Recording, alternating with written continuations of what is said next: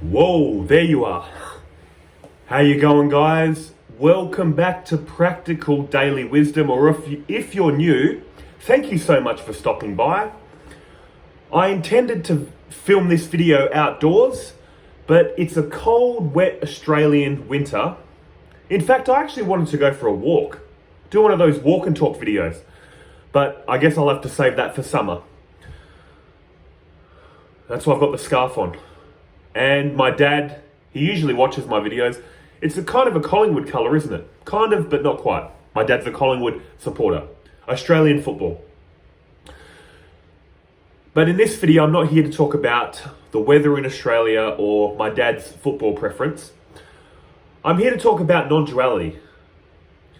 What you would have clicked on this for. What I talk about so much. And I'm trying not to make this video too long. I want to get straight to the point. How can we live this teaching in day-to-day life? Practical, everyday situations for the promised benefits of non-duality, inner peace and happiness. I'm going to go over 4 spiritual practices that, when seen correctly, they're all pointing to the same thing anyway. The first and foremost practice, self-inquiry, is the foundational practice of non-duality, but the other 3 are supporting practices that are leading you to the same goal, which I hope to show you by the end of this video. But just say you're new. Let's just do self-inquiry to show us the only thing we know for certain that is true about reality. They class real in Hinduism as that which is self-evident, unchanging, ever-present. What is the only thing that satisfies that definition in life? You, yourself, the feeling you exist, the feeling you are conscious. That is stable, unchanging, self-evident, here and now, always. What is classed as unreal? Constantly changing, not self-evident. A dependent existence. That's what this reality is. It's constantly changing. We have to be taught about it. It's unreal in that sense. So if the only thing you know for certain is you know you exist, this feeling of I exist, is the only thing you know for certain, that is truth. And that's what we must stabilize as we move through this reality. But if you're new, let's find that true self within and then proceed forward with this video. You feel conscious. You feel real. You feel free. Naturally, don't you? Conscious, real, and free. As this person. Most people think, I'm conscious, real, and free as this person. But is that really true? You're conscious of a world. It's not conscious of you. And half the job's done here. Most people don't think they're the world, so we don't have to spend too much time on it. I'm not the world, I'm conscious of it, it's not me. Easy. The body, though, we say this is my body, quite naturally, but is it really truly you? Are you conscious of this body, or is it conscious of you? You're conscious of this body, aren't you? What's subtler than the body? Your breathing. Are you conscious of your breathing, or is it conscious of you? You're conscious of your breathing. So that essentially can't be you. Can it? Because you know it, it's changing. You're not changing. All change happens in relation to something that is still. So you've seen the breath come and go, it's not you. If you go a little bit subtler, your feelings. Are you conscious of your feelings, or are they conscious of you? Again, you're conscious of your feelings. They're constantly changing. But you are the witness of them constantly changing. Are you conscious of your thoughts? Happy thoughts, angry thoughts, negative thoughts. You are conscious of them. This is where a lot of people get the mind and consciousness mixed up. They equate consciousness with the mind. It's not. Strictly speaking, you're conscious of your thoughts. They're not conscious of you. Which means you aren't your thoughts. You're aware of them. And this sense of I'm this person, I have a life, there is a past, there is a future. Your ego, do you know the ego? Or does it know you? You're aware of the ego. And again, if you haven't seen my other videos, they talk a lot about in spirituality, killing the ego, having an ego death. Why? Why are you trying to kill the ego? You can't. The ego is not conscious. The ego is just a thought. You can't kill a thought. And you don't have to. You're aware of the ego. It's not aware of you. So you're not essentially the ego. So don't worry about trying to kill it.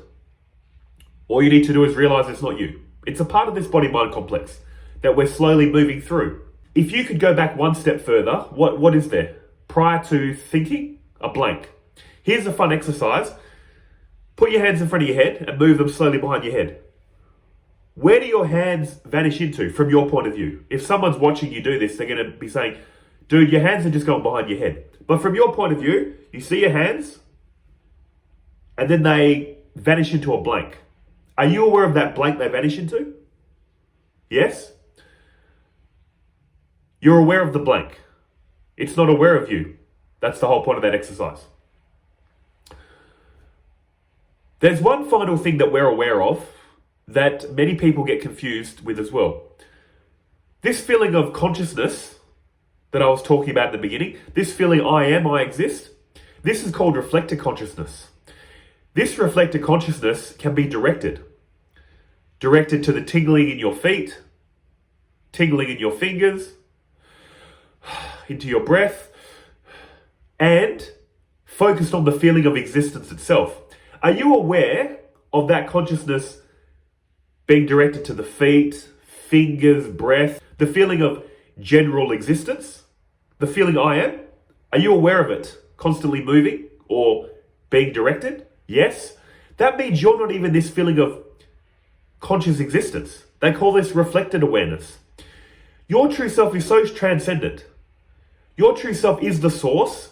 Your true self has non-objective qualities that knows this world of objective experience happening in 3 dimensions of space, 1 dimension of time.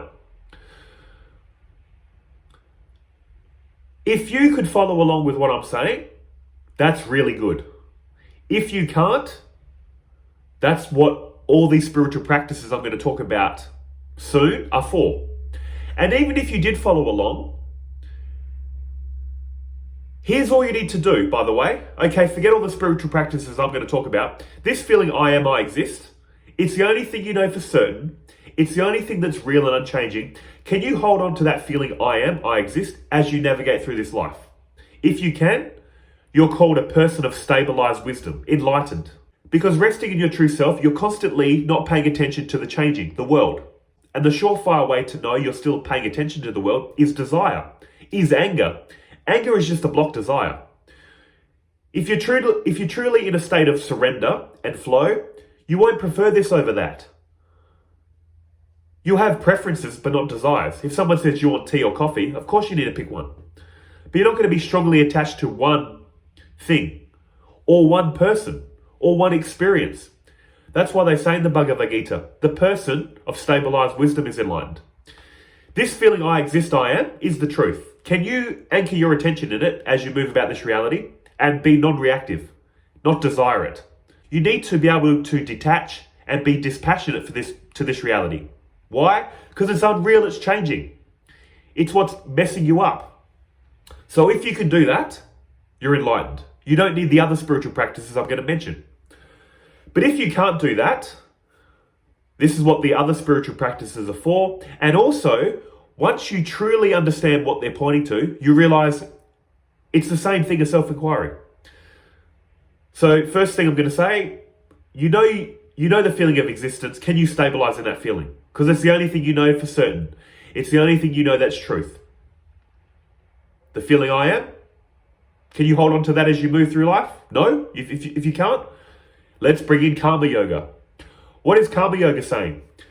Put all your attention into performing the action, whatever action you're doing. Cleaning, driving, anything. Whatever you're naturally doing day in and day out, put all your attention on just performing the activity. Be mindful of just performing the activity. The results, whatever happens next, do not worry about it. We usually do actions with the anticipation of a future result. If I do this, I'm going to get that. What is true karma yoga? Put all your attention into cleaning, into your work, into raising your family, all your attention into the activity. Whatever happens next, forget about it. None of your concern. Leave it up to God. You have laser-like focus on the activity, become very mindful of the activity. Whatever happens next, nothing to do with you. When you truly do this correctly, what is that kind of sounding like? Again, it's like stabilizing in your true self. Your mind is one-pointed, focused on the activity. It has no time to think of what are the results going to be, good or bad. It's too caught up in the activity, too caught up in the moment, too caught up in the true self. Your true self is the present moment. It's always here and now. So to focus on the activity without worrying about past or future, what is this going to lead to? What are the results?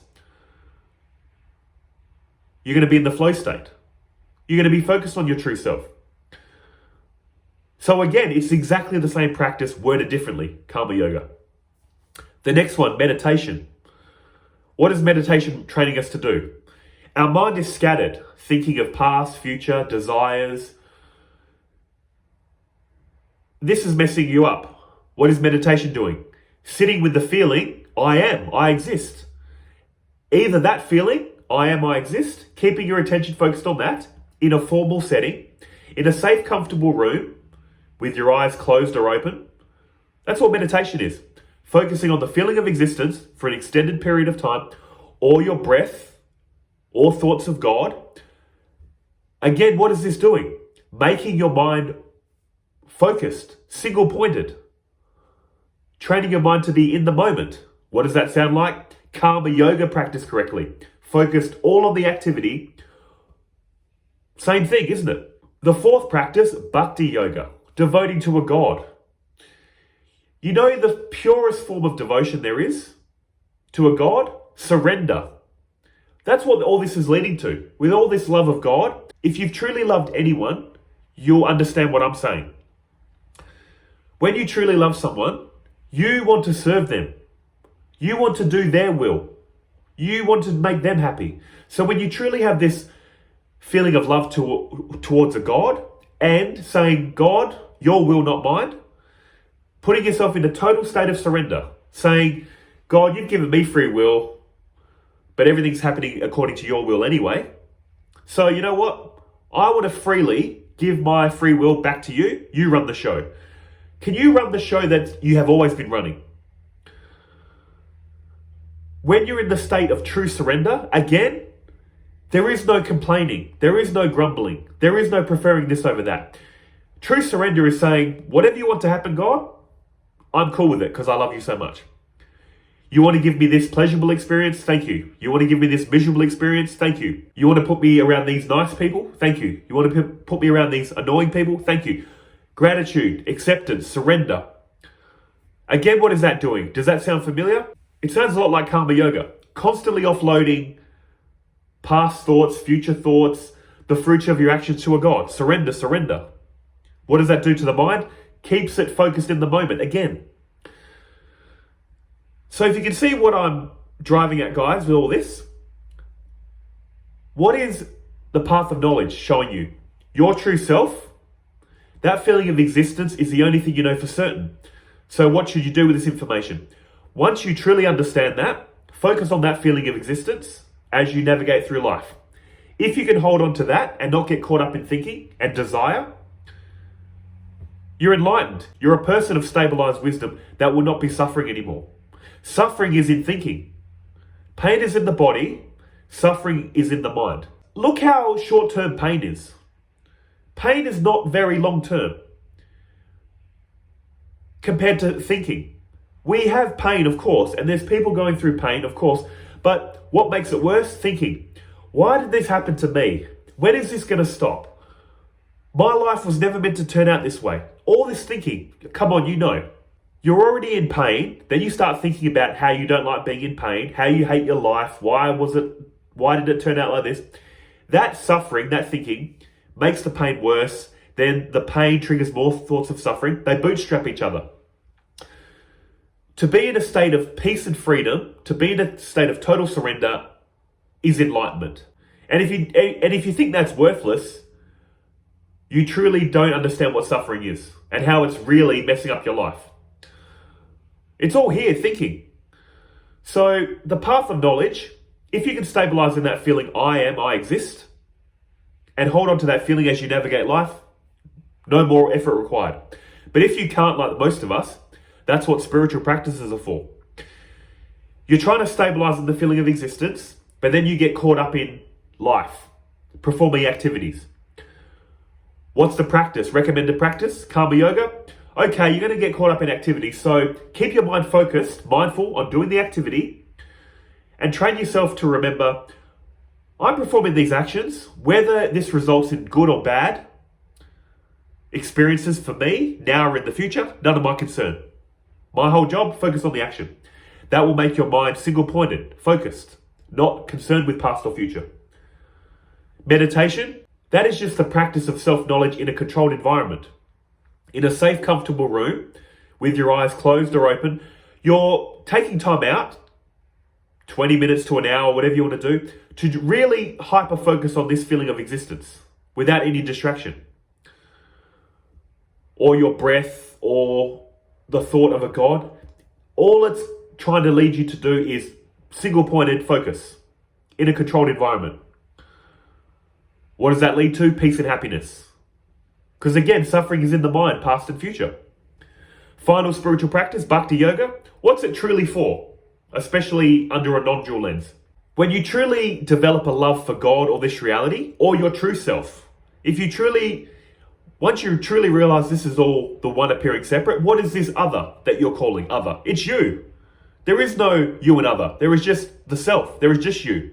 So while you appear as this separate character, all this separate character can do is show love, gratitude, surrender to this bigger version of you. What does that do? When you're constantly offloading your will to God or the universe, saying, not my will but yours, offload, offload, offload, it's kind of like karma yoga, isn't it? It's putting your attention in the moment and saying, whatever I experience, I surrender to you, surrender to you, surrender to you, God or the universe. There's no time to complain and grumble. God, I'm surrendering, but why did you give me this bad experience? God, I'm surrendering, but why did you do that? There is no why. If you truly love God and you truly are saying everything's happening according to your will and I love you so much that I'm happy. With whatever you dish out to me, I'm happy. Where's your mind going to go? In the moment. Constantly offloading all this thinking to a higher power. So guys, if I explain this correctly, that's my problem sometimes. I have all these ideas so clear in my head. Sometimes I don't know if they come across clear or confusing. But what I'm trying to show you is, all these four paths are leading to the same result when seen correctly. And what is that? The feeling of existence, knowing you exist. Focus on that feeling. Keep your reflected awareness anchored in that, the true self. Go about your life. At a certain point, this takes effort, of course. Focusing on your true self, you get caught up in the world, bringing it back to focusing on the true self, getting caught up in the world. The more you do this, as you navigate life, it's going to become a habit. And eventually, if you're into the teachings of Ramana Maharshi, for instance, he even says this: focus your attention on the source of the mind.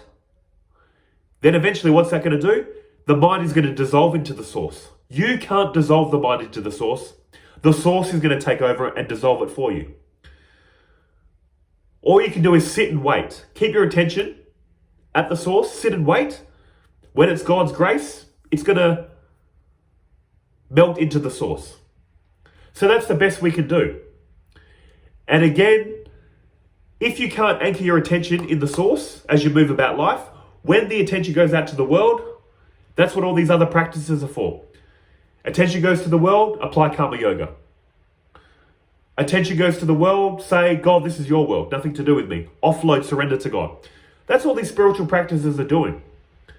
People get so neo-advaita and say, there's no one here, nothing to do, why do spiritual practice? Because it's all the same practice, which is what basically Ramana Maharshi was pointing to. Keep your attention focused on the source. Or Nisargadatta Maharaj said this, focus on the feeling I am. That is the primary practice that all these other supporting practices are pointing you to do in the end anyway. So as always, guys, I hope this video helped, and I hope this helps you navigate your daily life under the non-dual lens. Always bring your attention back to the truth, the feeling of existence. Whenever you get caught up in thinking, bring it back to the feeling of existence. Whenever you start getting angry or sad, bring it back to the feeling of existence. You are not these thoughts, you're not these feelings. Bring it back to the truth. You are Satya, this world is Mithya. Appearance, constantly changing. Always bring it back to the truth, and in time it becomes automatic. To be honest, I've mentioned this in other videos. Where do I place my attention in day-to-day life? The feeling of existence.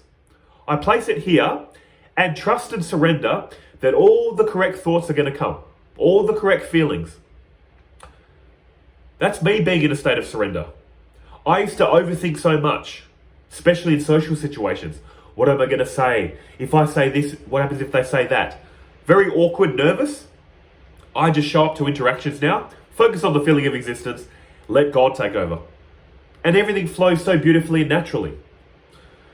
So, hope this video helps. And I'll see you beautiful people in the next one. I don't know when. I'm tempted to take a break, to be honest.